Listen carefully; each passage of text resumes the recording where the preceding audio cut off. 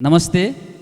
गुरुङ समुदायको ज्ञान, सिप, गीत सङ्गीतको सङ्गम स्थल रोदी, पहिलो रोदी पुस 15 श्रृङ्खला तमु लोछार 2077 सालको यो नयाँ श्रृङ्खलामा यहाँहरूलाई हार्दिक स्वागत गर्दछु। यो कार्यक्रमको आयोजक मुनाल फिल्म प्राइभेट लिमिटेड र मुख्य प्रायोजक मिलन डिजी इन्टरनेसनल प्राइभेट लिमिटेड। आजको यो कार्यक्रम हामीले डाँफे कला मन्दिरको सञ्चालक क्याप्टेन मिन बहादुर गुरुङलाई समर्पित गर्दै आजको यो श्रृङ्खला सुरु हुन गइरहेको छ। आज हामी यस कार्यक्रममा डाँफेकालीन चर्चा परिचर्चा गर्नेछौँ र आज मैले निम्त्याएको छु डाँफेकालीन वरिष्ठ सारङ्गी वादक, मादल वादक, धनबहादुर गायक। उहाँ झलकमान गन्धर्व सारङ्गी पाठशालाको अध्यक्ष पनि हुनुहुन्छ र त्यसपछि अर्को हाम्रो अतिथिको रूपमा हुनुहुन्छ हिमाली सांस्कृतिक परिवार अध्यक्ष मिन काजी गुरुङ। उहाँ भर्खरै मात्र तमुधी नेपालको सांस्कृतिक संयोजकमा पनि नियुक्त हुनुभएको छ। उहाँको कार्यकालको पूर्ण सफलताको कामना गर्दछु। उहाँ विगत लामो समयदेखि डाँफे कला मन्दिरमा उहाँले आफ्नो नृत्यबाट डाँफे कलासँग उहाँ आबद्ध हुनुहुन्थ्यो। त्यसै गरी उहाँ बाल विद्या बोर्डिङ स्कुलको संस्थापक अध्यक्ष पनि हुनुहुन्छ, संस्कृत कर्मी मिन काजी गुरुङ। त्यसपछि हाम्रो अर्को अतिथि हुनुहुन्छ राष्ट्रिय लोक तथा दोहोरी गीत प्रतिष्ठान नेपालको पूर्व अध्यक्ष संरक्षक प्राज्ञ प्रजापति पराजुलीज्यू। उहाँ हालसालै मात्र राष्ट्रिय लोकगीत तथा दोहोरी प्रतिष्ठान कलाकार कल्याणकारी कोषको अध्यक्ष पदमा पनि उहाँ नियुक्त हुनुभएको छ। उहाँको कार्यकालको पूर्ण सफलताको शुभकामना। त्यसै गरी डाँफेकालीन चर्चा परिचर्चा गर्नको लागि हामीले निम्ताएका छौँ स्टार स्टुडियो प्राइभेट लिमिटेडका सञ्चालक, निर्देशक, नायिका, पछिल्लो समय उहाँ गायिका पनि हुनुहुन्छ जसु गुरुङ। र हाम्रो साथमा हुनुहुन्छ राष्ट्रिय लोक दोहोरी गीत प्रतिष्ठान लमजुङको उपाध्यक्ष, तमु कलाकार सङ्घ गण्डकी प्रदेशको महासचिव तथा यस रोदी कार्यक्रमको कलाकार संयोजक हुनुहुन्छ टस बहादुर गुरुङ। सर्वप्रथम म धनबहादुर गायकज्यूलाई सोध्न चाहन्छु, तपाईँ 2036 सालमा डाँफे कला मन्दिरमा तपाईँ आबद्ध हुनुभयो र त्योभन्दा अगाडि 2031 सालमा राष्ट्रिय नाचघरमा पनि तपाईँ आबद्ध हुनुभयो। तपाईँ पोखराबाट राष्ट्रिय नाचघरसम्मको यात्रा कसरी तय भयो र त्यस पछाडि डाँफेमा तपाईँ कसरी आबद्ध हुनुभयो, त्यो सुरुवाती दिनहरूको केही बताइदिनुहोस् न। हस्, धन्यवाद। मेरो यात्रा 2031 सालमा म 11-12 वर्षको थिएँ। सारङ्गी बजाउँदै मेरो दुईजना साथी थियौँ हामी। सारङ्गी बजाउँदै म यो एयरपोर्टमा पुगियो। एयरपोर्टमा पुगेपछि एकजना गुरुजी ड्राइभरले एकटा हो यता आइज भन्नुभयो मलाई। अनि गएँ त्यहाँ, के ड्राइभर साहब भने मैले, तिम्रो नेपाल जान्छौ भन्नुभयो। नेपाल हामीलाई भन्ने थाहै छैन, कहाँ नेपाल भन्ने सोधेको। पछि काठमाडौँ नेपाल भनेको भनेपछि ए हुन्छ हामी हाम्रो त्यहाँ मामा पनि हुनुहुन्छ, झलकमान गन्धर्व हुन्छ भनेर ल बस्छौ तिमीहरू भनेर हामीले गाडीमा हालिदिनु भयो उहाँले। अनि गाडीमा हालेपछि गीत गाउँदै हामी बसमा पनि ड्राइभरकै छेउमा बसेर दुईजनाले गीत गाउँदै गएपछि अनि हामीलाई त्यही बसको मान्छेहरूले सुका मोर 1 रुपियाँ यसरी दिनुभयो। भनेपछि हामीसँग 14-15 रुपियाँ जति पैसा थियो। त्यसो गर्दै हामी अनि त्यो भात पनि हामीलाई उहीँ गुरुजीले खुवाउनु भयो हामीलाई। अनि त्यसपछि हामी काठमाडौँ पुग्यो। काठमाडौँ पुगेपछि हाम्रो ड्राइभरले चाहिँ त्यो सुन्दारामा झाड दिनुभयो। एकटा तिम्रो कहाँ जाने भन्दा हामी रेडी नेपाल जाने हो, हाम्रो त्यहाँ झलकमान गन्धर्व हुनुहुन्छ भनेपछि उसले छोडिदियो। हामी त अनि एकछिन त्यहीँ रहनु भुलो पऱ्यो। अब कहाँबाट जाने हो, कताबाट जाने हो थाहै पाइएन। नपाएपछि हामी अनि एउटा ट्याक्सी रोकियो। ट्याक्सीले के हामीले पहिला यो हामी बगरबाट महेन्द्रपुल आउँदाखेरि 1 रुपियाँ लिन्थ्यो ट्याक्सीमा, तर हामीलाई त्यहाँ चाहिँ मिटर भन्ने थाहा थिएन। मिटरमा ट्याक्सी चढ्यो, ट्याक्सी गयो त कहाँ जाने अन्त रेन्डेमा लैदिनुहोस् भन्यो, अनि रेन्डेमा लैदियो त्यसले। लैदिनेपछि अनि हामीलाई त पैसा दियो, 1 रुपियाँ दिएको त तिम्रेमा मोरा हो, 1 रुपियाँ चल्छ तिमीलाई, कहाँको पैसा तिम्रो, कहाँ हो तिम्रो घर भनेको पोखरा हजुर हामीले भन्यो। भनेर हामी डरायौँ, पैसा छैन हजुर भनेपछि अनि सारिङ यसरी हल्लाएको सुक्खा मोरेर त 10 रुपियाँ जति पैसा 11 बार थियो। अब 1-2 रुपियाँ त आफूले राख्नु पऱ्यो भनेर ल हजुर यति पैसा रहेछ 10 रुपियाँ रहेछ भनेर दिएँ। अनि ल ठिकै छ गाइने रहेछ ठिकै छ गाइनेको बच्चा रहेछ भने खुसी लाग्यो। तर त्यही पनि अनि मलाई छोडिदिनु जानुभयो। अनि हामी त्यो नेपालमा एकछिन बस्दा हामी झलकमान गन्धर्वमा निस्किनु भयो बल्ल। अनि त्यसपछि हामीलाई एकजना के अरे गणेश परियार पनि त्यहाँ हुनु रहेछ। ल सानो झलकमान र सानो जितबहादुर आए भनेर अनि एकछिन केटा बस्यो तिमीहरू, म अलि झलकमान गीत सकेपछि झलकमानलाई म यहाँ बाहिर पठाइन्छु भन्नुभयो। अनि बस्दा हामीलाई नि अल्छी लाग्यो कहिले अनि फेरि एकजना दुईजना आएर ए भाइहरू गीत गा अनि त्यहाँ पनि गीत गाइयो। अनि गीत गाएपछि त्यहाँ हामीलाई अलिकति पैसा उठाइदिनु भयो। त्यसपछि हामी रेड नेपालमा एकछिन 1-2 घन्टा बसियो। त्यसपछि झलकमान गन्धर्वको घरमा गइयो। अनि हाम्रो नाम चाहिँ राष्ट्रिय नाच गर्न पुगेछ। 2जना गाइनेका बच्चाहरू आएर चाहिँ त्यहाँ त्यो बच्चालाई लगेर चाहिँ यसो गीत गाएर पहिला रेड नेपाल हामीले चाहिँ त्यो भन्दामा चाहिँ ल भोलि यिनीहरू रेड नेपालमा चाहिँ गीत रेकर्ड गर्ने, गीत रेकर्ड गरेपछि यिनीहरूलाई भोलि पनि यिनीहरूलाई पोखरा पठाइदिइहाल्नुपर्छ, किनभने यिनको बाबामा आत्तिन्छन्, बच्चाहरू सानसानो छन् आत्तिन्छन् भनेपछि। अनि भोलिपल्ट हामीलाई गीत रेकर्ड गयो। गीत रेकर्ड हुने बित्तिकै हामीलाई चाहिँ 20 रुपियाँ 3टा गीतको 60 रुपियाँ दिनुभयो। अनि फेरि 20 रुपियाँ थपेर 100 रुपियाँ 40 रुपियाँ बनाएर हामीलाई 100 रुपियाँ दिनुभयो। ल यिनीहरूलाई भोलि बिहान ल झलकमान यसलाई नै बसमा हालिदिनु भनेर त्यहाँ दाइले भनिदिनु भयो। त्यसपछि हुन्छ भन्नुभयो हाम्रो झलकमान मामाले भन्नुभयो। त्यसपछि हाम्रो त्यो कुरा हामीले गीत गाएको कुरा नाच गर्न पुगेछ। अनि हामीलाई चाहिँ उहाँको जिएम साहबले त्यो बेला जिएम साहब के हुनुहुन्थ्यो भने इन्द्रप्रसाद काफ्ले हुनुहुन्थ्यो। अनि उहाँले ल त्यो भाइले लिएर आउनु भन्नुभयो। अनि हामी त्यहाँ फेरि हाम्रो मामा हामी त्यो यसो राजकीय परिवेशमा हामी गएका थियौँ। त्यहाँ गीत ल यिनीहरूलाई चाहिँ भोलिबाट अब यहाँ चाहिँ बाल कलाकारमा यिनलाई चाहिँ यहाँ जाहिर गर्नुपर्ने, यिनलाई शुक्रबार र शनिबार यिनको कार्यक्रम राख्नु पऱ्यो भनेर त्यहाँको जिएम साहबले भन्नुभयो। अनि सबैले त्यहाँ भने। अनि त्यहाँबाट मैले चाहिँ 31 सालबाट त्यहाँ त्यो नाचघरमा चाहिँ 5 वर्षसम्म 2035 सालसम्म त्यहाँ मैले काम गर्ने मौका पाएँ।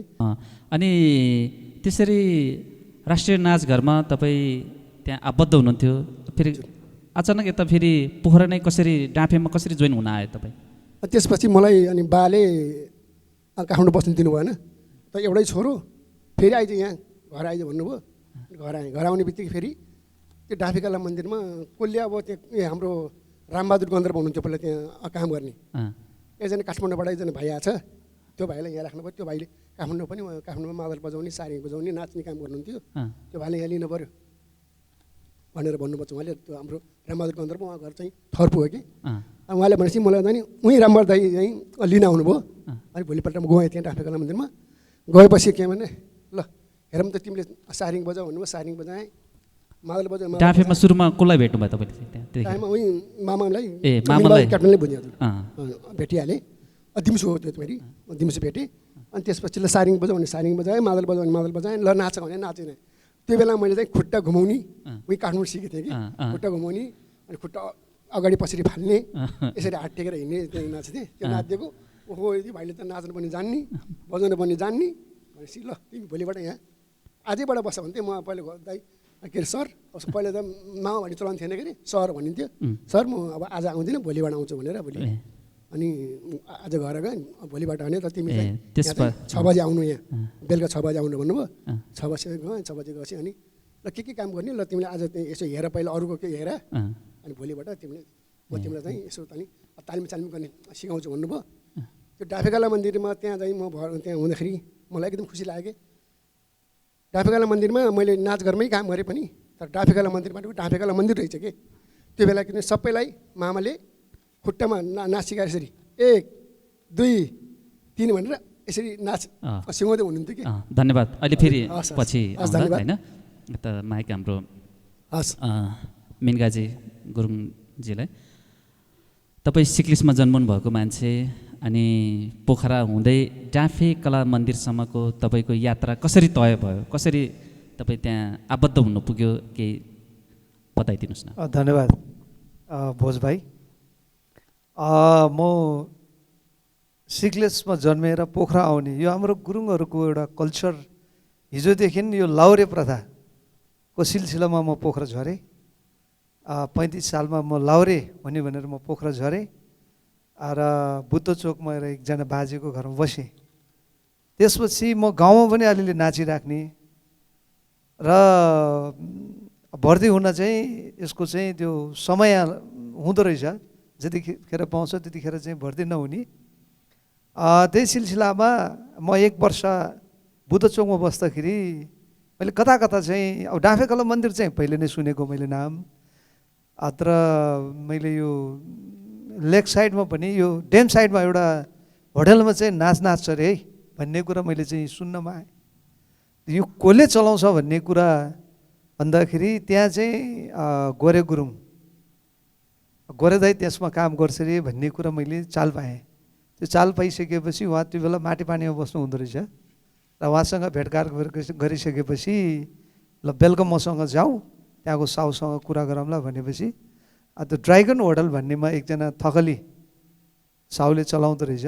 त्यहाँ गइसकेपछि अब त्यहाँ नाचको एकजना केटाको अभाव चाहिँ रहेछ र त्यहाँ सिलसिलामा म त्यहाँ चाहिँ भर्ना हुन पुगेँ र सुरुमा मैले त्यहाँ भर्ना हुँदाखेरि तलब चाहिँ 70 रुपियाँ महिनाको चाहिँ 70 रुपियाँ चाहिँ दिन्छु भन्ने चाहिँ कन्भेन्ट भयो। त्यसपछि आएपछि म बेलुका दिउँसो चाहिँ अब त्यही घरको कामहरू गर्ने, बेलुका चाहिँ त्यहाँ गएर चाहिँ मेरो चाहिँ नाचको चाहिँ सुरुवात त्यहाँबाट भयो। त्यसपछि 1 वर्ष जति मैले त्यहाँ काम गरेँ होला। त्यसै सिलसिलामा डाँफेको मामाले मलाई अब भनौँ न उहाँले कलाकार खोज्ने सिलसिलामा चाहिँ उहाँ त्यहाँ आइपुग्नु भयो। त्यसपछि चाहिँ गोरे दाइले अब यहाँ भन्नुहुन्न तर भने पनि यहाँभन्दा चाहिँ डाँफेमा चाहिँ राम्रो हुन्छ ल भन्ने कुरा उहाँले मलाई सल्लाह दिनुभयो।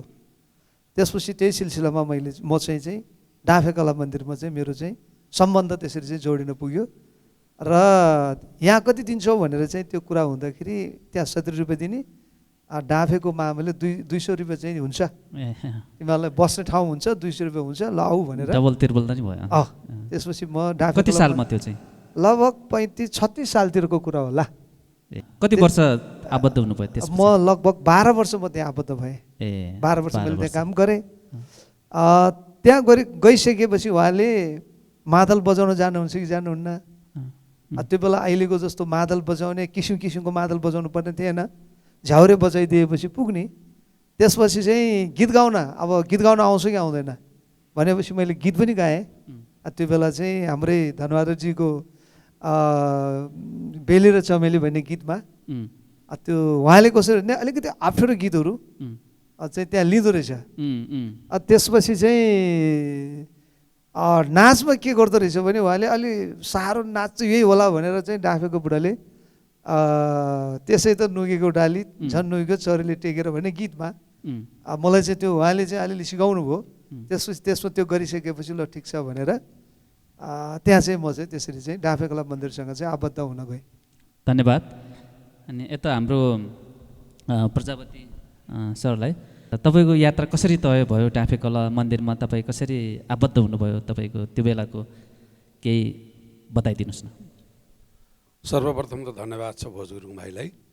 यो मुनाल फिल्म प्रणालीले आज हामी धेरै वर्ष अगाडिका साथीहरू जोडी जुन मिनकाजीजी, धनबहादुरजी, म, अब हाम्रो जसु बहिनी लगायत तपाईँहरू उपस्थित भएर जुन हाम्रो आज स्वर्गीय क्याप्टन मिनबहादुर गुरुङको बारेमा केही बोल्न पाउँदा असाध्यै खुसी लागेको छ।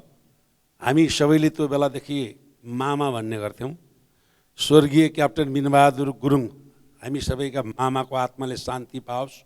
जहाँसम्म यहाँले सोधेको प्रश्न छ, म पोखरामा पढ्न भनेर आएको होइन, 8 कक्षामा भर्ना हुन्छु भनेर आएको थिएँ। आउने बेलामा डाँफे कला मन्दिर चलेको छ, डाँफे कला मन्दिरमा गीत गाउँछन् नाच्छन् भन्ने मैले सुनेँ होइन। सुन्दै गर्दा डाँफे कहाँ भन्दा बगर भर्ना भयो। त्यति बेला नवप्रभात त अहिले पछि भएको प्रौढ शिक्षा थियो, मर्निङमा पढ्थेँ। डिएमा पिएन क्याम्पसमा पिउनको काम गर्थेँ मैले 2036 सालमा पिउनको काम गर्थेँ। बिनकाई सरले त 70 रुपियाँ डाँफेमा काम गर्नुभयो त मेरो त कलेज भएर होला 200 रुपियाँ 265 तलब हुन्थ्यो मेरो 1 महिनाभरिको। अनि त्यहाँ त्यो पिउनको जागिर खाने, उता बिहानमा पढ्ने, पढ्ने क्रममा यस्तै यस्तै हुँदै जाँदा नवप्रभातले डाँफेमा एउटा कार्यक्रम राख्ने दोहोरे गीत प्रतियोगिता राख्दैछ अरे भन्ने मलाई हल्ला सुन्नमा आयो। अनि त्यो किन रहेछ त त्यो दोहोरे गीत भन्दा फेरि अर्को आत्माले पनि शान्ति पाओस् भन्छु म। त्यति बेला राष्ट्रिय खेलकुदको भर्खरै विकास भएको थियो, प्रथम राष्ट्रिय खेलकुद भएको थियो। त्यो प्रथम राष्ट्रिय खेलकुद हुँदाखेरि दोहोरे गीत प्रतियोगिता र लोकनृत्य प्रतियोगिता समावेश भएको थिएन, केवल खेल मात्रै भएको थियो।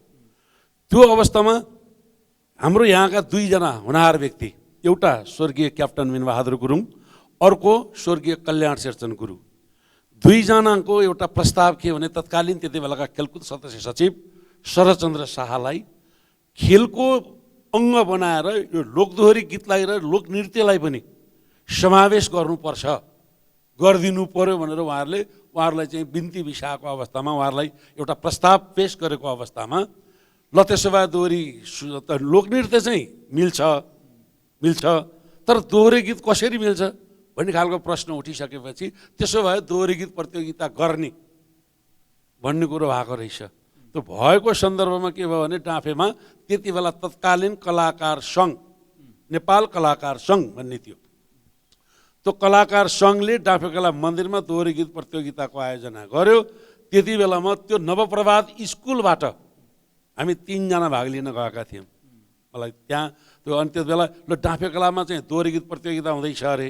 अब दोस्रो अन्तरनगर, पहिलो अन्तरनगर, दोस्रो राष्ट्रिय खेलकुद त पोखरामै भयो, पहिलो राष्ट्रिय खेलकुद काठमाडौँमा भयो, दोहोरे गीत लोकनृत्य भएन।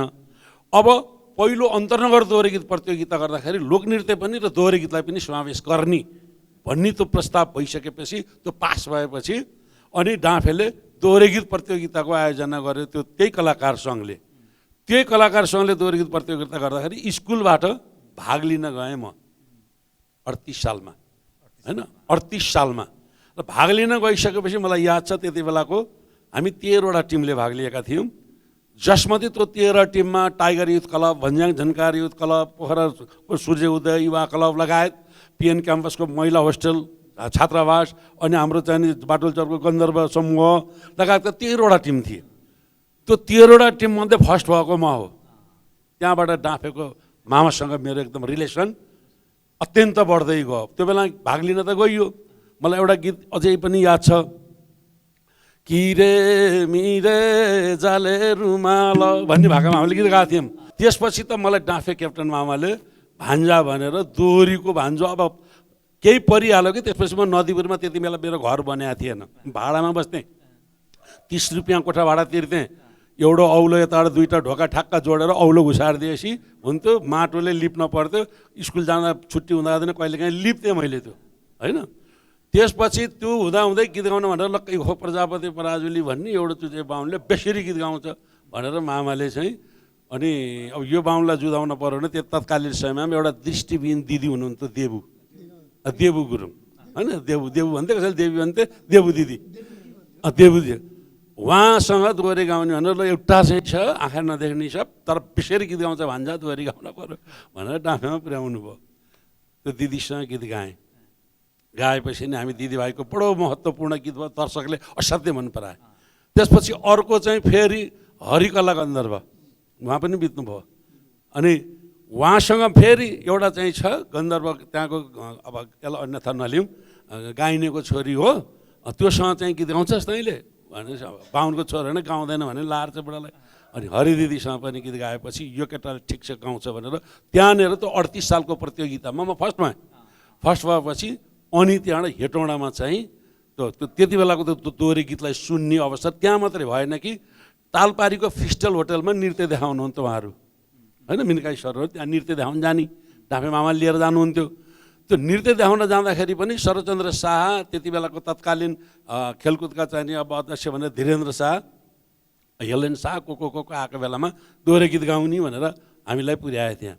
अनि दोहोरे गीत गाएर त्यो राजा चाहिँ के अरे त्यो अब राजा छोटे राजा सल्यानी राजा भन्थ्यो हामीले शरदचन्द्र शाहको विषयमा डिटेल माथि शिरदेखि पाउसँग गीत गाइदिएपछि ल हुँदो रहेछ अब भनेर पहिलो अन्तरनगर दोहोरे गीत प्रतियोगिता हेटौँडामा भयो 39 सालमा। त्यसपछि लोकनृत्य पनि भयो। लोकनृत्य र दोहोरी गीतले खेलकुदमा प्रवेश पाएपछि आज हामी जस्ता कलाकारहरू हजारौँ लाखौँ कलाकारहरू निस्केका छौँ। यो पहिलो प्रेरणा जान्छ स्वर्गीय क्याप्टन मिन बहादुर गुरुङलाई। हामीले फेरि पनि उहाँलाई हार्दिक सम्मान व्यक्त गर्न चाहन्छौँ। यसरी उहाँसँग मेरो रिलेसन बढ्दै बढ्दै बढ्दै हो। त्यसपछि त डाँफेमा अनि नयाँ कोही बालिका केटीहरू आयो भने त एउटा सीता भन्ने आइन्, एउटा तारा भन्ने आइन्, कहिले को आए, एउटा चाहिँ नि के गौतम भन्ने आए, कोही नयाँ केटी अलिकति गीत जानेको आयो कि मामा मेरो घर आइहाल्नु त। पछि मैले पोखरा नदीपुरमै घर बनाएँ।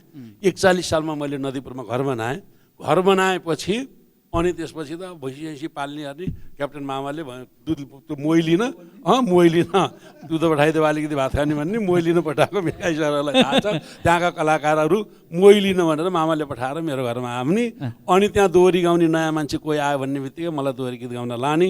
अनि त्यसरी हाम्रो आदान प्रदान भयो। म डाँफेमै तलबै खाएर चाहिँ बसिनँ, तर एक्स्ट्रा अतिथि कलाकारको रूपमा गएर दोहोरी गीत गाएर दर्शकलाई चाहिँ आनन्द दिने काम त्यहाँबाट सुरु भयो। हाम्रो डाँफे क्याप्टन मामासँग चाहिँ रिलेसन सुरु भएको त्यो बेलादेखि। धन्यवाद। हाम्रो अध्यक्षज्यूले के प्रश्न पारिदिनु भयो भने डाँफे कला मन्दिर जहाँ लोक दोहोरी गीत, नृत्य, हाम्रो यो लोक संस्कृतिको प्रस्तुतिहरू, गायनहरू हुने कुरा उहाँ राख्नुभयो। र साथसाथै म के भन्न चाहन्छु भने डाँफे कला मन्दिरले 2052 सालमा नाम्से नौरी भन्ने चलचित्र पनि निर्माण गर्नुभयो, गुरुङ भाषाको चलचित्र। त्यसै गरी रिचमी, मिसे, धिरबैता, नासमो रेगो लगायत थुप्रै गुरुङ चलचित्र, वृत्तचित्र, गाउँ चिनारी गीतहरू उहाँले चाहिँ निर्माण गर्नुभयो। मलाई आशा छ अहिले यसरी डाँफेकालीन उहाँको शुभचिन्तकहरू, उहाँले अत्यन्तै मनपर्ने व्यक्तित्वहरू यहाँ यसरी जम्मा भएर उहाँको बारेमा कुरा गरिराख्दाखेरि उहाँको आत्मा मलाई लाग्छ हाम्रो यही वरिपरि आएर उहाँले चाहिँ हामीलाई नै हेरिरहेछ, सुनिरहेछ। एकदम उहाँ चाहिँ खुसी हुनुहुन्छ भन्ने मलाई लागिरहेको छ, हामीलाई लागिरहेको छ। फेरि उहाँको बारेमा फेरि कुरा गर्दै जानेछौँ। बाजे क्याप्टेन मिन बहादुरसँग चाहिँ लास्ट अवस्थासम्म रहिराख्ने धेरै कलाकार व्यक्तित्वहरूमध्ये एक हुनुहुन्छ कलाकार, नृत्य निर्देशक,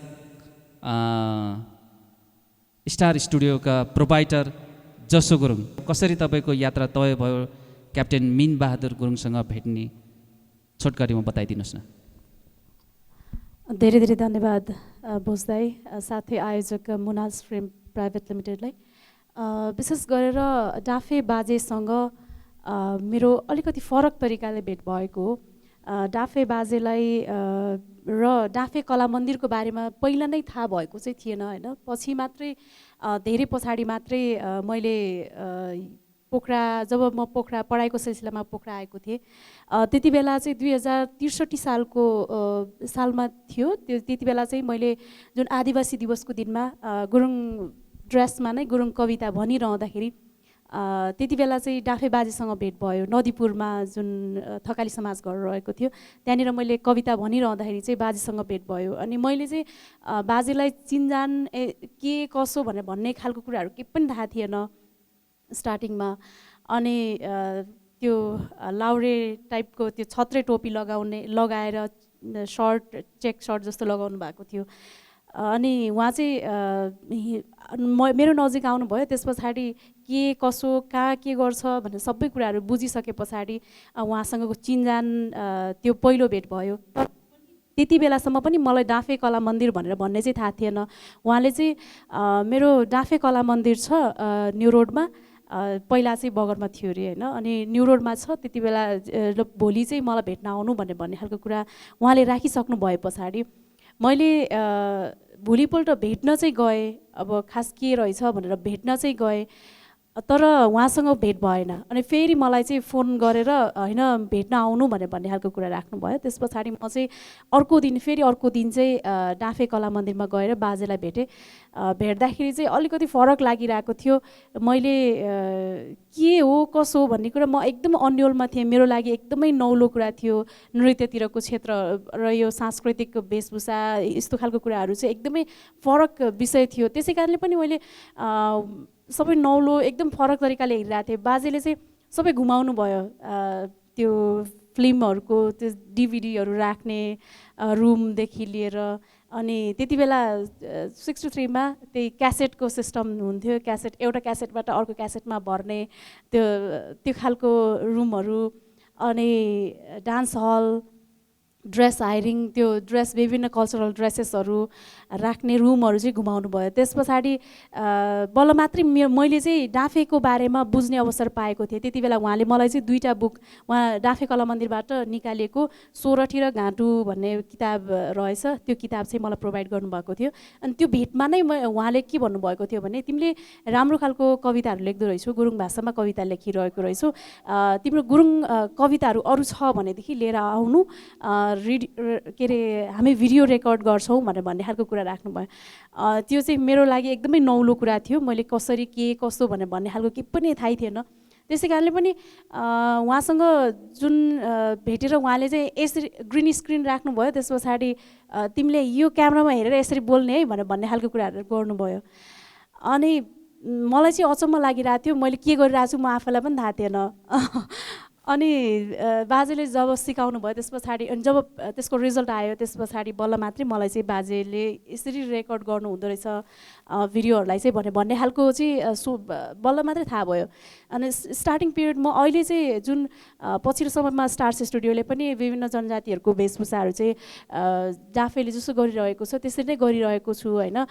यो चाहिँ सबै श्रेय चाहिँ बाजेलाई नै जान्छ। अरू मान्छेलाई चाहिँ फेरि त्यो जति उहाँहरूलाई अरू टार्गेटेड पर्सनहरूलाई रमाइलो लाग्छ अरूलाई नलाग्न सक्छ, त्यसै कारणले पनि उनीहरूलाई सबैलाई ड्र्याग गरेर उहाँले चाहिँ गीती डकुमेन्ट्री निर्माण गर्नुभएको थियो कि त्यो घान्द्रुकको डकुमेन्ट्री चाहिँ।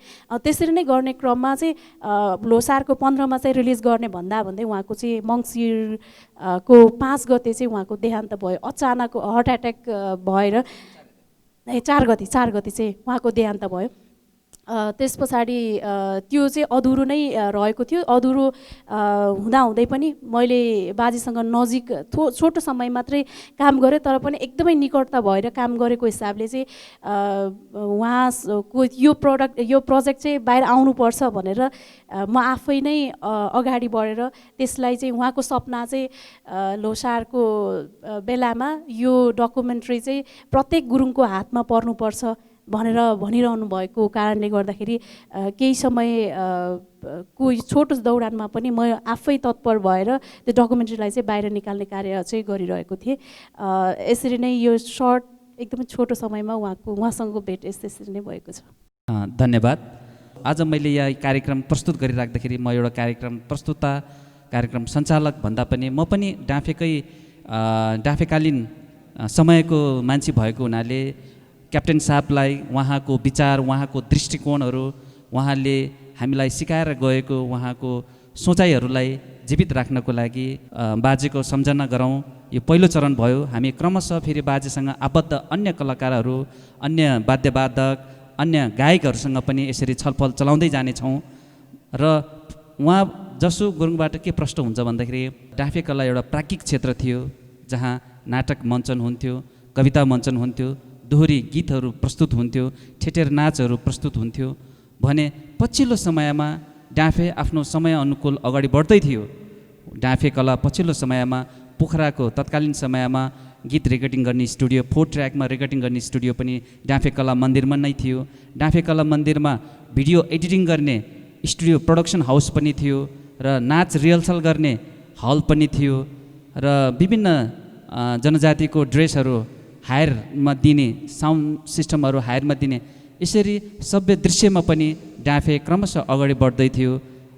र बाजेको ती सपनाहरू उहाँले पुरा गर्न नपाउँदै, अझै यसरी फैलाउन नपाउँदै उहाँ असामयिक उहाँको निधन भयो 2065 साल मङ्सिर 4 गते। तर उहाँ हामीमाझ, उहाँको भौतिक शरीर हामीमाझ नभए तापनि हामी उहाँलाई सम्झिरहनेछौँ। उहाँले देखेको, उहाँले चाहिँ डोर्याएको बाटो हामी हिँडिरहनेछौँ भन्दै फेरि अब म दोस्रो चरणमा हाम्रो धनबहादुर गायकजीलाई भन्न चाहन्छु कि डाँफे बाजेलाई अहिले तपाईँले कसरी हेर्नुहुनेछ? हस्, धन्यवाद। डाँफे कला मन्दिरका प्रोपाइटर क्याप्टेन मिनबहादुर गुरुङलाई म कसरी हेर्न चाहन्छु भने आज यो पोखराको मात्रै होइन कि यो हाम्रो कलाकार सबैले बुझ्नुपर्छ, जान्नुपर्छ। डाँफे कला मन्दिर भनेको हामी सबैको देन हो। किनभने डाँफे कला मन्दिर हामीले भुल्यौँ भने हाम्रो सङ्गीत पनि हामी आफैले भुल्दै जान्छौँ। तर डाँफे कला मन्दिर भनेको एउटा हाम्रो मन्दिर पनि हो, नाम पनि डाँफे कला मन्दिर। मन्दिर पनि त्यो हाम्रो मन्दिर हो। त्यो हाम्रो मिनबहादुर क्याप्टेनज्यू हाम्रो देन पनि हुनुहुन्छ। हामीलाई उहाँले घरिघरि उहाँले आफ्नो, उहाँ त एउटा लाउरे होइन, लाउरे, हामीलाई उहाँले आफ्नो लाउरेको सबै कुरा यिनीहरूलाई टाइम सिकाउनुपर्छ, यिनीहरूलाई सबै कुरा कतिखेर आउने कतिखेर जाने यिनीहरूलाई सब टाइम सिकाउनुपर्छ भनेर उहाँले हामीलाई कार्यक्रम सकेपछि हामीलाई 1 घन्टा उहाँले हामीलाई एकदिन राखेर एकैटा सानो मिटिङ छ भन्ने राखेर मिटिङ गराएर भोलि यसरी गर्नुपर्छ, यो टाइममा आउनुपर्छ तिमीहरू र आफ्नो लाउरे टाइमको हामीलाई टाइम दिनुभएको हुनाले अहिले हामीले के गर्दैछौँ भने अहिले मैले पनि जहाँ गए पनि म उहाँको यो लाउरे टाइमको चाहिँ त्यो काम मैले गरेको छु। किनभने म टाइममै हिँड्छु, जहाँ पनि टाइममै पुग्छु, टाइममै जान्छु। यो उहाँले सिकाएको टाइम हो हामीलाई। तर म डाँफे कला मन्दिरमा काम गर्दाखेरि मलाई एउटा के खुसी लाउँछ भने डाँफे कला मन्दिरमा मलाई धन्य त यहीँ सुत्नुपर्छ, उहाँले अघि नै मिनका सरले भन्नुभयो हामीलाई, मलाई पनि कोठा दिनुभएको थियो। म कहिले कोठा जाने, कहिले बस्ने, कहिले घर जाने गर्थेँ। मलाई एउटा लाइट दिनुभएको थियो, ठुलो लाइट, यो लाइट लिएर जाने। अनि लाइट दिनुहुन्थ्यो। लाइट राति अब कार्यक्रम 9 बजी सकिन्थ्यो, मिटिङ हुँदाखेरि 10 बज्थ्यो। अनि कार्यक्रम सकिन्थ्यो, घर जाँदा 11 साढे 11 हुन्थ्यो। त्यसपछि अनि म त्यही लाइट लिएर जान्थेँ। अनि फेरि लाइट भोलि बिहान फेरि लिएर आउँथेँ। अनि उहाँले एउटा कुरो के गर्नुभयो मलाई, हेर्दा नि यो डाँफे कला मन्दिर तैँले धान्नुपर्छ। अहिले सबैले त्यहाँ कलाकार सबैले छोडे, कलाकारहरूले छोडे, यो तैँले धान्नुपर्छ भने म चाहिँ अहिले सबै महेन्द्र पुलिस क्लबमा सबै गएँ। त्यो बेला मेरो छोरा जन्मेको थियो। अहिले म पनि अहिले मेरो साथीहरू, हाम्रो दीर्घकालीन साथीहरू, धनबहादुर गुरुङ, सविता गुरुङ, सबै मेरा साथीहरू सबै त्यहाँ प्रहरीमा जागिर खाए। कोही इन्सपेक्टर भए, कोही सही भए, कोही केही भए। तर म पनि हुने थिएँ। तर म चाहिँ डाँफे कला मन्दिरको क्याप्टेन साहबले धने तैँले यो डाँफे कला मन्दिर तैँले छोड्नुहुन्न है, यो तेरो डाँफे कला मन्दिर हो, यो हाम्रो सबैको डाँफे कला मन्दिर हो भनेको हुनाले मैले चाहिँ उहाँलाई छोड्न सकिनँ मैले। अनि हाम्रो कार्यक्रम हुनुभन्दा पहिला हामीले त्यहाँ कार्यक्रम देखाउनुभन्दा उहाँले एउटा चाहिँ फिल्म एउटा स्लाइड हुन्थ्यो कि पहिला, उहाँले एउटा उहाँको सम्झना मलाई आउँछ। अब उहाँ त पहिला अब हङकङमा जाएर खानुभयो, मलाई जाएर खानुभएको नि। अनि यो मेरो हाङकाङ हो, यो मेरो पृथ्वीमान छोरा हो, यो मेरो माइता हो। आफ्नो बुढीको नाम मैता गुरुङ छ।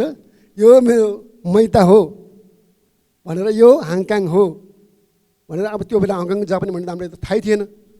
अब त्यो उहाँ त्यो हामी स्लाइडमा हेरेर बल्ल हङकङ रहेछ भन्ने कुरो थाहा पायो। जस्तो डाँफे कलामा डाँफे बाजेले त्यो स्लाइडहरू सो गरेर त्यसको व्याख्या गर्नुहुन्थ्यो। हजुर एकदम सबैलाई चिनाउनुहुन्थ्यो उहाँले। त्यही भएर हामीले पनि, अनि म अस्ति पहिलोचोटि हङकङ जाँदाखेरि पनि मामाले त्यो हङकङ भन्ने कहाँ रहेछ भन्थ्यो। मैले त्यहाँ हाम्रो मिङ्गाई सरसँगै हामी हङकङ गयौँ। त्यो पनि ठाउँ कहाँ भने त्यो ठाउँ पनि देखि हेरियो। अनि डाँफे कला मन्दिरबाट मैले चाहिँ धेरै कुरा सिक्ने मौका पाएँ। त्यहाँ हामीले सम्झाउनु पर्ने अब हाम्रो त्यहाँ पहिला कलाकार को थियो भने अब त्यहाँको भनौँ न पहिला काम गर्ने हाम्रो एउटा रूपेन बाबु थापा हुनुहुन्थ्यो। उहाँलाई अहिले उहाँ हुनुहुन्न संसारमा। अनि हामीले एउटा त्यहाँ नाच्ने पुरानो कलाकार अमर लामा भन्ने हाम्रो उसको बुवा नाम सिमपानीमा, उहाँ पहिलो यस्तो नाच्ने यस्तो हिरो हुनुहुन्थ्यो मान्छे, अहिले पनि हिरै हुनुहुन्छ, कपाल लामो लामो। उहाँ नाचेको देखेर हामीले त्यो उहाँहरू अनि चौतारामा त्यो यो वडा नम्बर 1 को चौतारा आएर उभिने कि त्यहाँ चाहिँ स्याउहरू सुन्तला बेच्नेहरूले ऊ त्यहाँ उभिएपछि हामीले डाँफेमा नाच्ने भन्थ्यो। पहिला हामी सानो हुन्थ्यो कि ऊ डाँफेमा नाच्ने भनेर त्यसरी भन्थ्यो उहाँलाई। ऊ डाँफेमा नाच्ने भनिदिएपछि ऊ फेरि एकदम मसक्क हुने फेरि के त्यस्तै चाहिँ कलाकार त्यहाँबाट जन्मे, त्यहाँबाट लाउरे भए। उहाँ पनि त्यहीँबाट लाउरे हुनुभयो। हाम्रो लीलबहादुर गुरुङ दाई पनि त्यहाँबाट लाउरे हुनुभयो। धेरैजना सिक्किलिसको धेरैजना त्यहाँबाट लाउरे भए। उहाँको देन हामीले भुल्यौँ भने हामी आफै मासिन्छौँ। तर अब उहाँको देनलाई सम्झिराख्नुपर्छ। उहाँलाई हामीले घरिघरि बेला बेलामा उहाँलाई हामीले सम्झिराख्ने, सम्मान गर्ने मौका पनि सबै संस्थाहरूले पनि गर्नुपर्छ। धन्यवाद। अनि मिनगाजी सर, तपाईँको नजरमा डाँफे कला मन्दिर क्याप्टेन मिनबहादुर गुरुङ एउटा लाउरे जीवन सकेर नेपाल आएर के गर्छु भनेर 2028 सालमा उहाँले बगरमा एउटा सानो कोठामा बसेर केही साथीहरू भाइहरू लिएर चाहिँ उहाँले चाहिँ एउटा नृत्यबाट चाहिँ समाजमा केही परिवर्तन ल्याउन सक्छ कि भनेर उहाँले सुरुवात गर्नुभएको रहेछ। त्यस बेला नेपालमा कुनै पनि सङ्घ सङ्गठनहरू चाहिँ नेपाल गभर्मेन्टले चाहिँ दर्ता गर्ने चाहिँ एउटा प्रक्रिया चाहिँ थिएन र त्यो चल्दै जाँदा उहाँले धेरै कुराहरू नेपाल सरकारबाट पनि झेल्नुभयो। उहाँले गर्दै जाँदा चाहिँ केही बुझोर साथीहरूले जस्तै बगरको राघवलाल वैद्य, कृष्णबहादुर श्रेष्ठ, सरोज गोपाल लगायत थुप्रै त्यहाँ बासिन्दाले चाहिँ उहाँलाई चाहिँ होइन यसरी यो हामीले चाहिँ गर्नुभन्दा पनि यसलाई चाहिँ दर्ता प्रक्रियामा गएर चाहिँ यसलाई चाहिँ विधिवत रूपमा चाहिँ अगाडि सर्दा राम्रो हुन्छ होला मामा भन्ने उहाँहरूको सल्लाह अनुसार 2032 सालमा क्षेत्रीय प्रशासकबाट चाहिँ जुन उहाँले यो दर्ता प्रक्रिया गरेर ल्याउनु भयो। त्यसपछि त्यो कोठालाई केही ठुलो बनाएर त्यसकालको चाहिँ हलै भनौँ, पोखरामा त्यो बेला चाहिँ हलै थिएन, मुनि एउटा माथि एउटा चाहिँ डिस्कल हल के भने त्यो चाहिँ बनाएर दुईवटा चाहिँ त्यो हल बनाएर चाहिँ उहाँले चाहिँ त्यहाँ कार्यक्रम चाहिँ सञ्चालन गरेको चाहिँ हामी पाउँछौँ। त्यसपछि त्यस्ताका चाहिँ वास्तवमा डाँफेबुढा म कसरी सम्झिन्छु भने मान्छेको एउटा परिवर्तन कसरी गर्न सकिन्छ, समाजको परिवर्तन कसरी गर्नुपर्छ र जिन्दगी कसरी जिउनुपर्छ भन्ने एउटा डाँफे मामुको एउटा सोच। उहाँ पढाइ कम्ती भए तापनि त्यस हिसाबले चाहिँ अगाडि बढेको मैले चाहिँ पाएँ, उहाँसँग सिक्ने मौका पाएँ। त्यही सिलसिलामा उहाँले 10वटा काममा हात हाल्नुभन्दा एउटै पेसामा चाहिँ अगाडि लाग्नुपर्छ भनेर उहाँले 32 सालमा जब उहाँले त्यो दर्ता गरिसकेपछि मैले यो पेसा तथा यसलाई चाहिँ मैले एउटा सामाजिक क्षेत्रको हिसाबले यसलाई अगाडि लानुपर्छ भनेर डाँफे मामा लागेको मैले पाउँछु। त्यसपछि विभिन्न कलाकारहरू चाहिँ उहाँले चाहिँ ल्याएर कसरी हुन्छ, उहाँ पनि त्यति प्रखत चाहिँ नृत्यकार त होइन तापनि उहाँले चाहिँ एक दुई त्यो बेला हामीलाई थाहा थिएन यो नृत्यको पनि भाषा हुन्छ, सङ्गीतको पनि भाषा हुन्छ भन्ने त्यहाँ नाचेको कलाकारलाई कसैलाई थाहा थिएन, तर उहाँले पनि गर्दै गयो, सिक्दै गयो। त्यसपछि अहिले धनबहादुरजीले भने जस्तै उहाँले हेर्न आएको मान्छेलाई चाहिँ कसरी चाहिँ मनोरञ्जन दिलाउनु सकिन्छ भनेर र त्यहाँ इन्ट्री पनि त्यसै सुरुमा उहाँले चाहिँ हामी गुरुङहरूको एउटा चलीमा आएको चाहिँ एउटा एक पाक चाहिँ नारीपा गुन्द्रुकको चाहिँ भट्टसँग साँधेर त्यो दिएर चाहिँ मान्छेलाई चाहिँ कसरी हुन्छ त्यहाँ आउने वातावरण बनाउनु भयो। त्यसपछि उहाँले जुन त्यो विधिवत रूपमा चाहिँ उहाँले चाहिँ त्यो अनुमति पाइसकेपछि, गभर्मेन्टबाट अनुमति पाइसकेपछि 25 पैसामा उहाँले त्यहाँबाट सुरु गर्नुभयो। यी साथीले भनेको छ कतिजना चाहिँ डाँफेमा नाचेपछि ब्रिटिस क्याम्पमा भर्ती हुन्छ अरे, ब्रिटिस लाउरे हुन्छ अरे भन्ने एउटा हुइम पनि थियो, त्यो बेला हुने पनि थियो, धेरै कलाकारहरू लाउरे भयो। सुरुमा उहाँकै फिल्ममा मैले डाइरेक्सन पनि नृत्यको डाइरेक्सन पनि गरेको छु।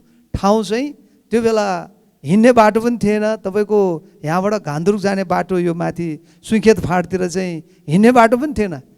त्यसमा चाहिँ बर्खामा गएर हामीले चाहिँ सुटिङ गरेर आएको चाहिँ त्यो चाहिँ फेरि हामीले एडिटिङ नगरेको त्यसै प्रस्तुत पनि गरिरहेको छु, त्यो देखाएको छु, त्यो हलमै त्यहाँ त्यसरी देखाएको छु। त्यो बेला चाहिँ आवाज हुने थिएन, खालि हामीले चाहिँ त्यो एडिटिङ गर्न नमिल्ने त्यो दृश्यमा चाहिँ हामीले प्रस्तुत गरेको डाँफे मामाले त्यो कुराहरूदेखि लिएर अहिलेसम्म नै यहाँसम्म आइपुग्दाखेरि एक कलाकार चाहिँ जन्म आयो।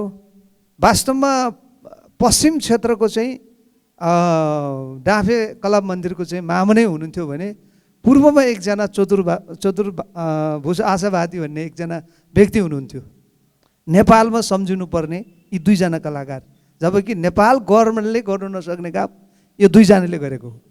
त्यस्तै गरेर अहिले हाम्रो प्रजापतिजीले भन्नुभयो वास्तवमा त्यहाँ चाहिँ देवकी गुरुङ र हरिमान गुरुङ भन्ने मलाई थाहा छैन। अब यो दोहोरी गीत गाउँघरमा मैले सुनेको अनुसार हिजो गुरुङहरू खोला सौँधर आउँदाखेरि चाहिँ यो दोहोरी चाहिँ स्थापना भएको कुन सिलसिलामा त स्थापना भएको कसरी चाहिँ त्यसलाई चाहिँ गाइन्थ्यो भन्दाखेरि त्यहाँ चाहिँ अहिले त्यही गीतलाई हामी शेर्का भनेर गाउँछौँ।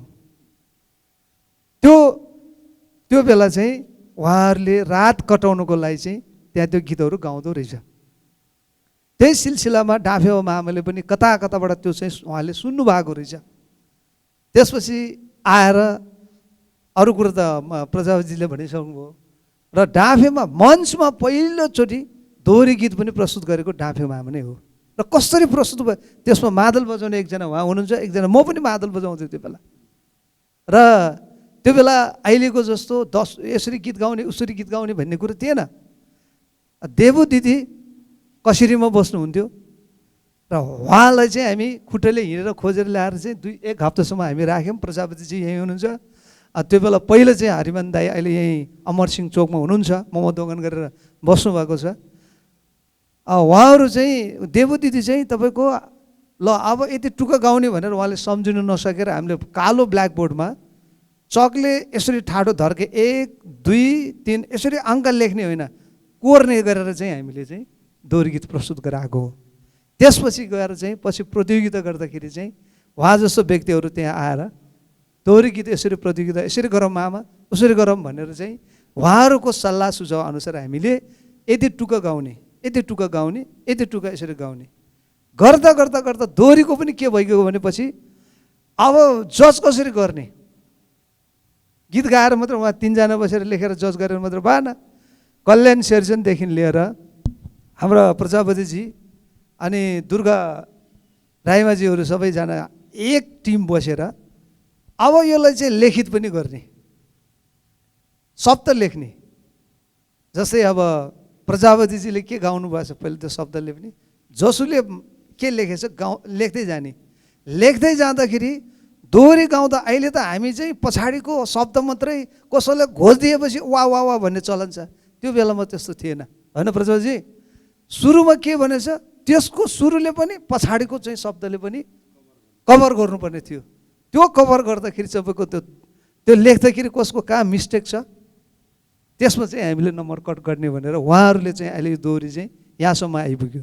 र म चाहिँ यो धन्यवाद के दिन चाहन्छु भने हिजो एउटा गाउँघरमा एउटा जङ्गलमा उत्पादन भएको छ दोहोरी गीत, अहिले आएर एउटा राष्ट्रिय स्तरको चाहिँ सङ्गठन गठन भएको पाउँदाखेरि चाहिँ वास्तवमा चाहिँ हामीलाई चाहिँ धेरै गौरव लागेको छ। प्रजापतिलाई पनि म धन्यवाद दिन चाहन्छु। र मामा त्यहाँ मात्र चाहिँ त्यो दोहोरी गीतको मात्र होइन लोकनृत्यको कुरा गर्यो तपाईँको, उहाँले पोखराको मात्र होइन पोखराको कलाकारलाई मात्र समेटेर चाहिँ नाच सिकाउने काम गरेको थिएन। र अहिलेको हाम्रो जोसु बहिनीहरूले सायद त्यो पाउनु भएको छैन होला। हामीले गुरुङको नाच कस्तो हुन्छ, राईको नाच कस्तो हुन्छ, छेत्रीको नाच कस्तो हुन्छ, नेवारको नाच कस्तो हुन्छ, तराईतिरको थारूको नाच कस्तो हुन्छ भनेर उहाँ आफ्नै खर्चले पूर्वबाट तपाईँको राईको नाच सिकाउने मान्छे यहाँ पोखरामा ल्याएर हामीले 1 महिना उहाँसँग ट्रेनिङ पनि लिएका छौँ। तराईतिर नवलपुर, अहिले नवलपुर भन्दो रहेछ, नवलपरासीबाट एकजना थारूबाट मलाई उहाँहरूको त्यो बेला चाहिँ अब त्यही हो गुरुहरूको त्यो गुरुहरूको नाम चाहिँ हामीले त्यति चाहिँ राख्नु सकेन। उहाँहरू ल्याएर चाहिँ डाँफेमा चाहिँ उहाँले सिकाउने काम गर्नुभयो। वास्तवमा त्यो भनेको हाम्रो लागि चाहिँ त्यो बेला हामीले केही पनि बुझेका थिएनौँ, तर अहिले चाहिँ वास्तवमा त्यो चाहिँ हाम्रो लागि चाहिँ हिरा रहेछ भन्ने बेला हामीले महसुस गरिरहेको छौँ। धन्यवाद। धन्यवाद। त्यसै गरी नेपाली लोकगीत सङ्गीत कला क्षेत्रमा डाँफे कला मन्दिर क्याप्टेन मिनबहादुरको योगदान तपाईँको नजरमा भन्दैछ। धन्यवाद छ भोजभाइ। फेरि पनि मैले डाँफे कला मन्दिरलाई साँच्चीकै कला साहित्य संस्कृतिको मन्दिरको रूपमा हेर्छु। र त्यो डाँफे कला मन्दिर सञ्चालक यसका प्रोप्राइटर तत्कालीन समयका प्रोप्राइटर स्वर्गीय क्याप्टेन मिनबहादुर गुरुङलाई यो हाम्रो देशको एउटा शान, पहिल्याएर हाम्रो प्रदेशको एउटा पहिचान, अनि हाम्रो यो प्रदेश मात्रै नभएर समग्र मुलुकको कला साहित्य संस्कृतिको संरक्षण गर्ने एउटा खम्बाको रूपमा मैले स्वर्गीय क्याप्टेन मिनबहादुर गुरुङलाई हेर्ने गरेको छु। अब जहाँसम्म अघि हाम्रो मिनकाई सरले भनिसक्नु भएको छ, अहिले उहाँ हिमाली सांस्कृतिक परिवारको चाहिँ अध्यक्ष हुनुहुन्छ। अघि हाम्रो धनबहादुरजीले भनिसक्नुभयो, उहाँ झलकमान गन्धर्व सारङ्गी पाठशाला संरक्षण पाठशालाको अध्यक्ष हुनुहुन्छ। म नेपाली लोकदोहोरी प्रतिष्ठानको पूर्व अध्यक्ष, अहिले संरक्षक छु।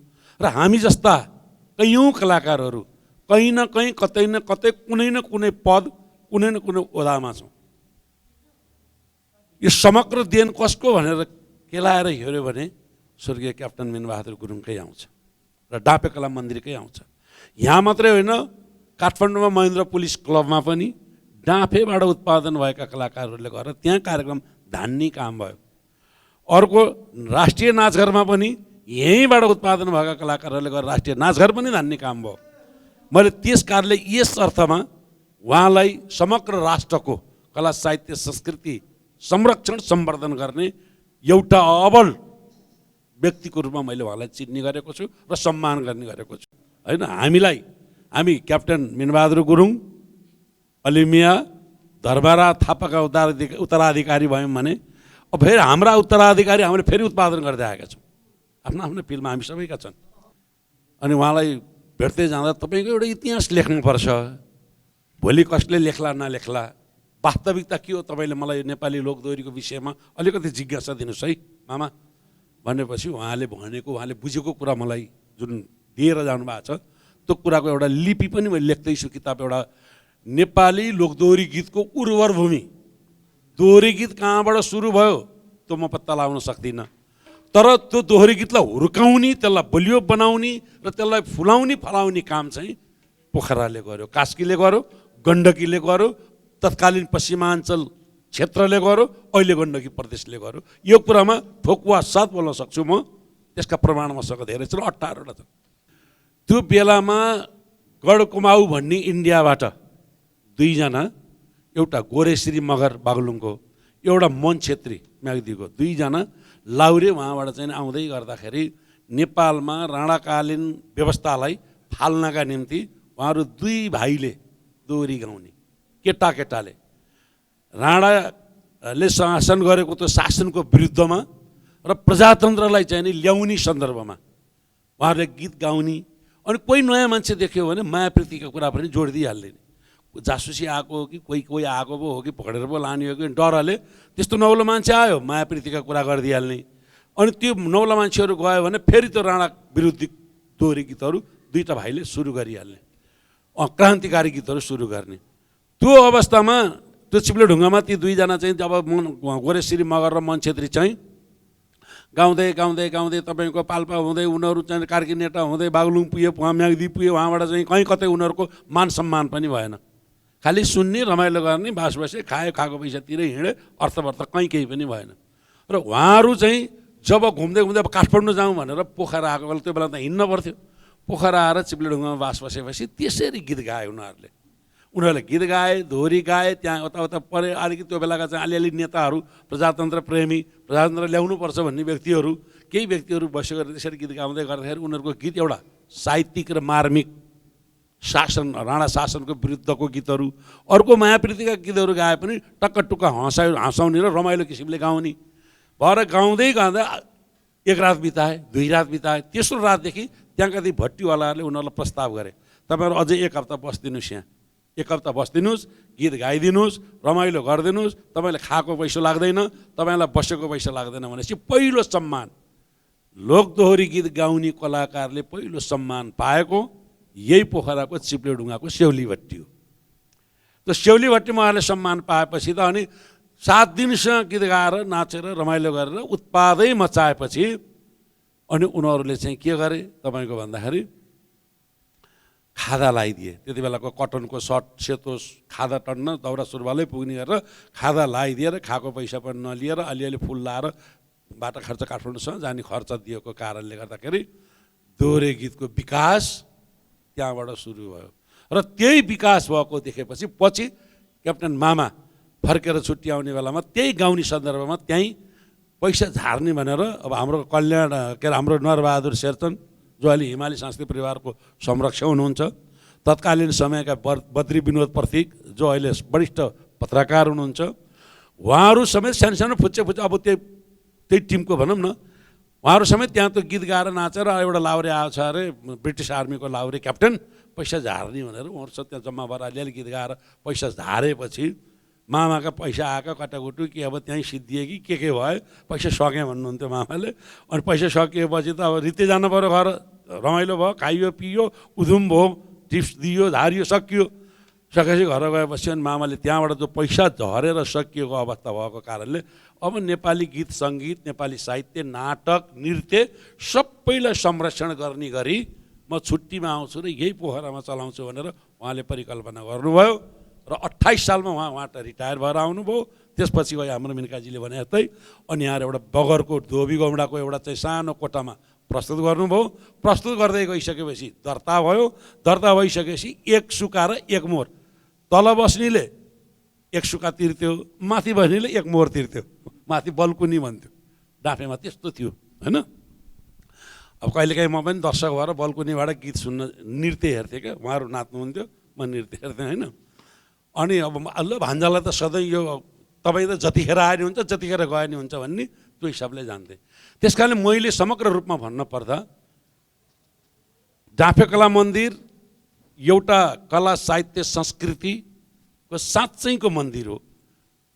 त्यो डाँफे कलालाई सञ्चालन गर्ने क्याप्टेन मामा जो हुनुहुन्छ एउटा अब्बल व्यक्ति, कला साहित्य संस्कृतिलाई संरक्षण गर्ने व्यक्तित्व हो। हुन त हामी सानै भएर हो कि पुरस्कार दिएको त्यति बेला मिडिया नभएर हो कि मामाले त्यति ठुल्ठुलो पुरस्कार पाएको मैले थाहा पाएको छैन। अब हामीले त दिएको छैन, राज्यले अहिले बल्ल अलिअलि खोजी यसो दिन्छ जस्तो आएको थियो, त्यही पनि लथालिङ्ग भत्ताभुङ्गा छ, आफ्नो ठाउँमा छ। तर मामाले पनि पाएको मैले त्यति थाहा पाइनँ। र अहिले मरे उपरान्त दिने जुन एउटा सम्मान छ, उहाँका सन्तति छन्, पृथ्वीमान गुरुङ उहाँको छोरा छ, नातिहरू छन्, उहाँको अझ माइजू त अझै जीवित हुनुहुन्छ, विष्णुमाया छोरी, कता छन् ज्वाइँहरू भयो, छन् नि सबै सन्तान। तर उहाँको एउटा सम्झनामा यो राज्यले केही न केही गरिदिनुपर्छ। त्यो राज्यले गरेन भने अब तपाईँ तमु कलाकार सङ्घ होइन, म दोहोरी प्रतिष्ठान होइन, म चाहिँ धनबहादुर चाहिँ सारङ्गी मात्रै होइन, हामी समग्र। अर्को कुरा पनि मैले जोड्न चाहेँ, धनबहादुरले भने जस्तै, मिनकाई सरले भने जस्तै, उहाँ घाँटु, सोरठी होइन, त्यसपछि तपाईँको चाहिँ कौडा मात्रै होइन, उहाँ बालनको पनि विज्ञ हो। बालन र कृष्ण चरित्र रामायणको पनि उहाँ विज्ञ हो। उहाँले बालन यस्तो यस्तो हुन्छ भान्जा, यसरी नाच्नुपर्छ, यसरी गाउनुपर्छ, यस्तो हुन्छ भनेर भनेका कारणले मैले कति भजन लेखेको छु, कति मेरा भजन प्रचलित छन् अहिले। त्यो प्रेरणा पनि मलाई क्याप्टेन स्वर्गीय बिनबहादुर गुरुङ मामाबाटै मिलेको। त्यस कारणले अब हामी पृथक भएर पनि राज्यले गरेन भने पनि आज हामीलाई यहाँ यो उपस्थित गराउनु भने हाम्रो मुनाल फिल्म्स प्रालीका चाहिने अब सम्पूर्ण टिम आज यो प्रायोजन गरेर हामीलाई यहाँ बोलाउनु भएको छ। मिलन डिजी इन्टरनेसनल प्राली होइन। अब एउटा अध्यक्ष, हामी 4 जना अध्यक्ष यहाँ छौँ। हामीले राज्यसँग पहल गरेर हुन्छ कि भएन भने नि हामीले च्यारिटी सो गरेर पनि मामाका नाममा एउटा केही न केही कृति, केही न केही एउटा काम हामीले गरिदिनुपर्छ। होइन भने पनि स्वर्गीय डाँफे क्याप्टन बिनबहादुर गुरुङ स्मृति पुरस्कार भनेर एउटा ठुलो राशिको पुरस्कार राखेर हामीले त्यही राशिबाट एउटा अक्षय कोष खडा गरेर त्यही कोषबाट हामीले एउटा कार्यक्रम सञ्चालन गर्नुपर्छ। त्यहाँभित्र नृत्य होस्, त्यहाँभित्र वाद्यवादन होस्, त्यहाँभित्र गायन होस्, त्यहाँभित्र नाटक होस्, सबै चिज होस् भनेर म यदि मिडिया मार्फत राज्य चलाउने राज्यका ठुल्ठुला व्यक्तिले पनि यो कार्यक्रमलाई चाहिँ नि अवलोकन गर्नुभयो भने प्लिज कृपया हामी छौँ र तपाईँहरू हुनुहुन्छ, हाम्रो मनलाई निराश नबनाउनुहोस्, तपाईँले हाम्रा आवाजलाई सुनिदिनुहोस् र स्वर्गीय डाँफे क्याप्टन बिनबहादुर गुरुङका नाममा 1.5 करोडको अक्षय कोष स्थापना गरिदिनुहोस् र त्यहाँबाट हामी फेरि हिजोको जस्तै जसरी डाँफेले एउटा सभ्य, एउटा शिष्ट, एउटा सरल, गीत गाउने शब्दमा सरलता, नृत्य प्रस्तुत गर्नमा सभ्य, वाद्यवादनमा कुशलताको जुन एउटा हामीलाई ज्ञान छोड्नु भएको छ, त्यही ज्ञानलाई फेरि निरन्तरता दिएर हाम्रो संस्कृतिलाई हामी संरक्षण गर्न सक्छौँ। होइन भने अहिलेको जस्तै गीतले के माग्यो, भिडियो के आयो, दर्शक कसरी हाँसे, नाच्ने कसरी नाचे, अत्तपत्तै छैन। हाम्रो बिनकाई सरले कहिलेकाहीँ भन्नुहुन्छ हामी एउटै मेला महोत्सवमा बस्छौँ अनि ठक्ककै ठाउँ बसेपछि होइन यसले अब कसरी नाच्यो त, यो गीतले के खोज्या छ, यो शब्दले के भने हो, यसले वेशभूषा कस्तो लाएर आयो, हाम्रो छलफल चल्छ नि। त्यही पाठशाला नभएको कारणले हो। त्यही खालको चाहिँ अनुशासन, त्यही खालको शिष्टता नभएको कारणले हो। शिष्टता सभ्यतालाई संरक्षण गर्दै कला साहित्य संस्कृतिलाई जसरी हिजो डाँफे कला मन्दिरले अगाडि ल्यायो, हामीले अब त्यसरी लैजानु पर्छ र एउटा धरोहरको रूपमा, एउटा धरहरा सगरमाथाको रूपमा कला साहित्य यो संस्कृतिको संरक्षण गर्ने व्यक्तित्वको रूपमा मैले स्वर्गीय क्याप्टन मिनबहादुर गुरुङलाई चिनेको छु। र एउटा कुरा भन्नुपर्दा उहाँको एउटा लगनशीलता पनि म जोड्न चाहेँ। 41 सालको कुरा हो। मिनबहादुर हाम्रो मिनकाजी सर नाच्ने हुन त त्यो बेला धनबहादुर पनि नाच्न नै जानुभएको थियो होइन। अनि एउटा गीत बनाउन पर्यो र फर्स्ट फर आउन पर्यो। म दोहोरीमा भाग लिन गएँ, म दोहोरी गीत प्रतियोगितामा भाग लिन जान्थेँ होइन। त्यो बेला मैले 2-3टा नाम त लिनै पर्छ। स्वर्गीय नरबहादुर परियार, अनि अहिले जीवितै हुनुहुन्छ हरिमान गुरुङ, र त्यो डाँफेमा अर्को एउटा गीत गाउने पदम गुरुङ पनि हुन् है, पद्मबहादुर गुरुङ पनि हुन् हाम्रो टिममा गीत गाउनेहरू।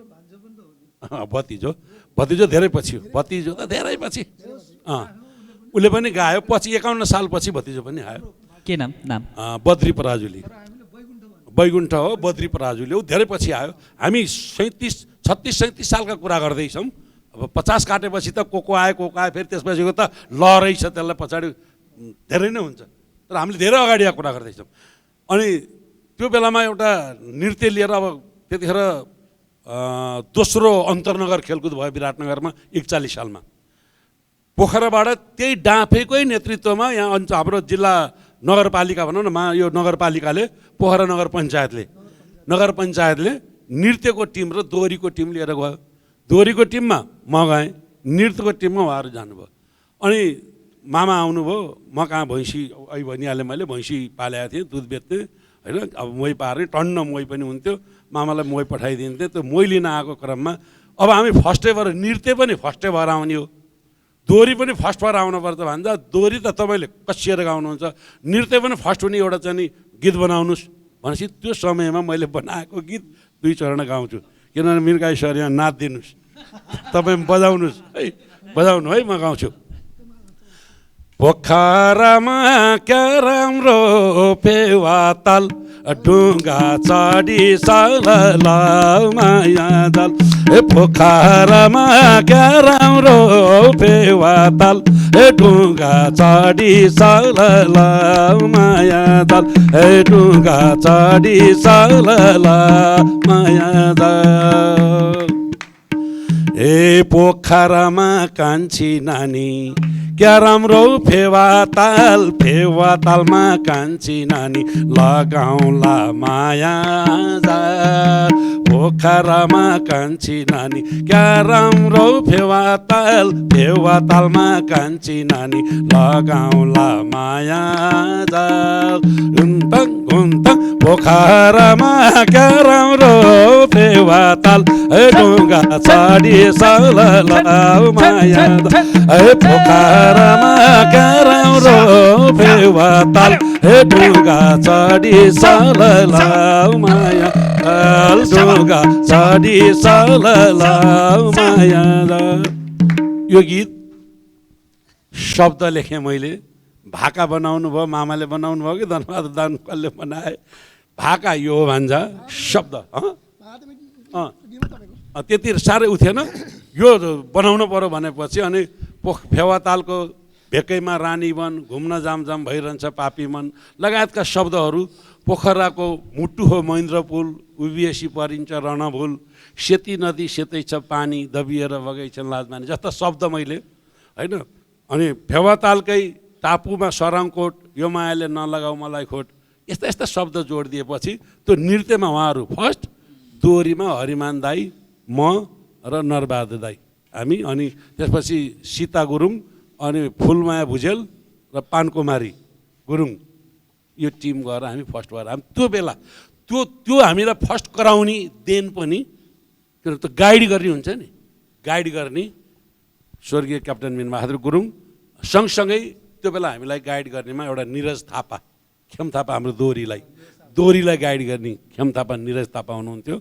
अनि अब कल्याण गुरु त त्यो जजै बस्नुहुन्थ्यो त्यति बेला, हिरण्य भोजपुरे, भैरबहादुर थापा, कल्याण गुरु, त्यसपछि लिएर गएर ऊ चाहिँ हाम्रो कुमार बस्नेत, यिनीहरू त्यति बेला गणेश रसिक, यी सबै चाहिँ त्यो जज बसेर त्यही बेला लेख्ने, शब्द लेख्ने, राइट लाउने, घडी हेर्ने, 1 मिनेटभित्र जवाफ दिन पर्ने, सोधेको प्रश्नको जवाफ दिन पर्ने, 20वटा टुक्का 10वटा टुक्का कति टुक्का गाउने हो सीमित, यति टुक्कामा। अब नत्र दोहोरी त 7 दिन 7 रात गाइन्छ नि त, सकिँदै सकिन। अब सुरु गरौँ, निन्द्रा लाग्यो एकछिन पल्टमलाई, होइन भने 7 दिनसम्म यहीँ दोहोरी गाएरै भन्न सकिन्छ। दोहोरी भनेको त्यस्तै, क्वेसन गर्यो आन्सर दियो, क्वेसन गर्यो आन्सर दियो, सक्यो ओभरटेक गरेर क्वेसन गर्ने हो दोहोरी भन्ने चिज, होइन। और त्यो कारणले गर्दाखेरि यी दोहोरीका कलाकार, नृत्यका कलाकार, होइन, नाटकका कलाकार, वाद्यवादनका कलाकार, जति पनि कलाकार छन्, यी सबैलाई एउटा संरक्षण र एउटा संरक्षकत्व गराउने काम स्वर्गीय क्याप्टन मीनबहादुर गुरुङले डाँफे कला मन्दिरबाट गरेको हुनाले मैले आज उहाँका नाममा यी कुराहरू जोड्ने अवसर पाएँ। तपाईँहरू सबैलाई धेरै धेरै धन्यवाद दिँदै मेरा कुरा यहीँ राखेँ। धेरै धेरै धन्यवाद हाम्रो प्रजापतिज्यूलाई। उहाँले डाँफीकालीन कुराहरू गर्नुभयो, हामीले थाहा नपाएका नबुझेका कुराहरू पनि उहाँले प्रश्न पार्नुभयो। अब आफ्नो नजरमा क्याप्टेन मीनबहादुर गुरुङ र डाँफे कला मन्दिर राखिदिनु हुन जसो गुरुङलाई हार्दिक अनुरोध गर्दछु।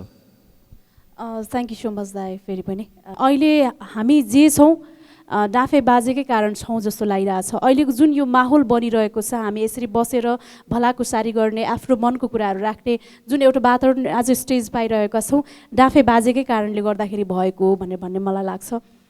विशेष गरेर यो नेपालकै कन्टेस्टमा यो नेपाली लोक संस्कृति साहित्य हरेक क्षेत्रमा चाहिँ जुन यो विशेष गरेर कल्चरको क्षेत्रमा अनि साहित्यको क्षेत्रमा यो गीत सङ्गीतको क्षेत्रमा बाजेको एकदमै ठुलो योगदान रहेको मैले महसुस गर्छु। मैले भनिहालेँ छोटो समय उहाँसँगको सङ्गत भयो, तर पनि मैले धेरै कुराहरू सिक्ने अवसर पाएँ, धेरै कुराहरूको धेरैजनाको अनुभवहरू पनि यसरी नै सुन्ने अवसर पाएँ। उहाँहरूले हामीले यतिसम्म सङ्घर्ष गर्थ्यौँ। अब सुरुवाती समयमा सुरुवात गर्दाखेरि कति मान्छेहरूले गुन्डागर्दी गरेर अब एकदमै बाधा अर्चन पनि नपुर्याउने होइन, त्यो पनि गरिरहेकोदेखि लिएर हरेक कुराहरू चाहिँ उहाँहरूले सेयर गर्नुहुन्थ्यो। गीतको अब दोहोरी गीतको कुराहरू चाहिँ प्रजापति सरले सुनाइसक्नु भएको छ, कसरी के भन्ने खालको कुराहरू।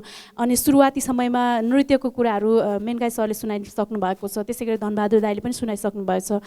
सङ्गीतको क्षेत्रमा उहाँको योगदान एकदमै हामीले सम्झनुपर्छ।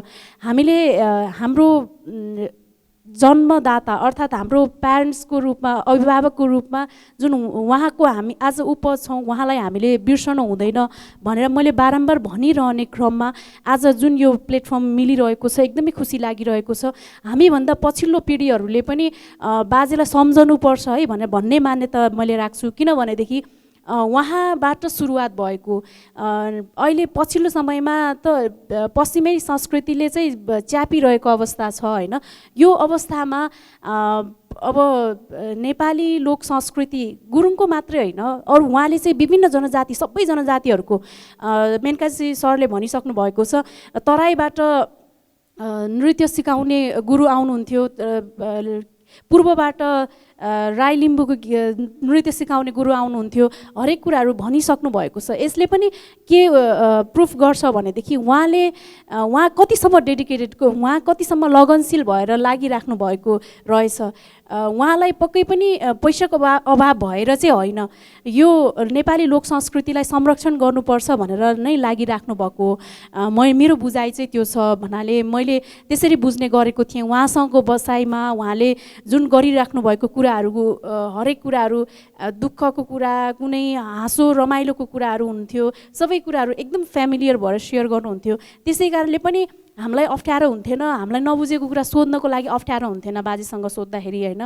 अनि त्यो वातावरणले गर्दाखेरि नै आज धेरै कुराहरू अझै धेरै बुझ्न बाँकी नै छ। तर पनि जे जति बुझिएको छ यो डाँफे बाजेकै रिजनले भन्नाले उहाँकै देन हो। सबै कुराहरू हाम्रो विभिन्न जनजातिहरूको वेशभूषाहरू हामीले चाहिँ विभिन्न सभा समारोहमा चाहिँ देखिरहेका छौँ। यसको श्रेय पनि बाजेलाई नै जान्छ मलाई जहाँसम्म लाग्छ। अब अहिले चाहिँ जहाँ ततै गुरुङ ड्रेसहरू चाहिँ एकदम सहज रूपमा पाइन्छ, त्यो बेलामा चाहिँ अब छिटको गुन्यो नपाउने अनि कति समयसम्म लगाएर कालो लुङ्गीमा कालो कपडामा त्यो टिकटिक सेतो बुट्टाहरू भरेर त्यसरी चाहिँ छिटको गुन्यो निर्माण गरेर डाँफे कला मन्दिरकै कलाकारहरूलाई लगाएर तमुदीमा 1 हप्तासम्मको कार्यक्रममा चाहिँ लगाउन लगाएको। त्यति बेला कति मान्छेहरूले चाहिँ के लगाएको यस्तो खालको भनेर कतिले कुरा गर्यो, त्यस्तो पनि लगाउने भनेर मलाई कतिजनाले मुखै फोरेर भन्यो। त्यस्तो खालको हुँदाहुँदै पनि मैले सबै कुरालाई व्यवस्था गर्दै म अगाडि बढेँ। अहिले चाहिँ यो भन्नाले सबैले गुरुङ ड्रेस लगाइराखेको छ, अरू जनजातिहरूको वेशभूषाहरू पनि फेरि फिर्ता भएको छ। यसमा चाहिँ मैले गर्व गर्छु भन्ने खालको कुराहरू सेयरिङ गर्नुहुन्थ्यो। यो उहाँको कुराहरू चाहिँ सुनिराख्दाखेरि चाहिँ एकदमै हरेक तवरबाट, हरेक क्षेत्रबाट, हरेक कुराहरू जुन कल्चरको हरेक पाटोमा उहाँलाई चाहिँ सम्झनुपर्छ भन्ने चाहिँ मलाई लाग्छ। नेपाली कल्चरल प्रिजर्भेसनमा जुन यो त नेपालकै एकदमै राम्रो पक्ष हो, किनभने नेपाललाई चिन्नको लागि यहाँको भौगोलिक सुन्दरताले मात्रै होइन, यहाँको सांस्कृतिक कुराहरू पनि पर्छ जस्तो चाहिँ मलाई लाग्छ। त्यसै कारणले पनि यो कुराहरू को श्रेय चाहिँ सबै श्रेय चाहिँ स्वर्गीय क्याप्टेन मिनबहादुर गुरुङ बाजेलाई नै जान्छ जस्तो चाहिँ मलाई लाग्छ मेरो आफ्नो अनुभवमा चाहिँ। धन्यवाद जसो गुरुङलाई। उहाँले भन्नुभयो क्याप्टेन मिनबहादुरले जब गुरुङ ड्रेसहरू लगाउनु पर्छ, विभिन्न जनजातिको ड्रेस, आफ्नो पहिचान, आफ्नो पोषक र आफ्नो भाषा बोल्नुपर्छ भनेर जुन सुरुवात गर्नुभयो, सुरुवाती दिनमा मान्छेले उहाँलाई अब खिल्ली पनि उडायो। तर अहिले हरेक कार्यक्रमहरूमा, हरेक ठाउँहरूमा, मेला महोत्सवहरूमा आफ्नो पहिचान झल्किने पोषकहरू लगाएर हिँड्ने एउटा चाहिँ हुइम नै आएको छ। त्यसको सुरुवाती श्रेय नै क्याप्टेन मिनबहादुर गुरुङलाई जान्छ भनेर उहाँले आफ्नो धारणा राख्नुभयो।